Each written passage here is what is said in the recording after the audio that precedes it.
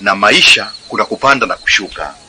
Tulipanda katikati, hapo sasa hivi tumeshuka. Kwa hiyo mimi naomba uache kuingilia tu mapenzi yangu.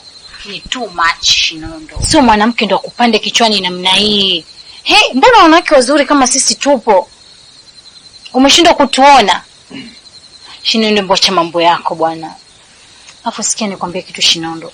Lile duga tu. Yaani kilichokufanya yini umnganganie namna hiyo ni kitu gani? Ile shepo kuchongesha. Unajua Zai, wewe ndo chanzo.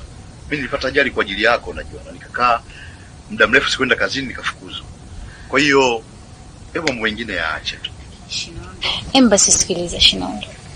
Wewe unahitaji mtu wa kukufariji. Unahitaji mtu wa kuwa karibu na wewe kila wakati, ila sio kukunyanyasa. Nitakujibu. Bwana wa mpilani.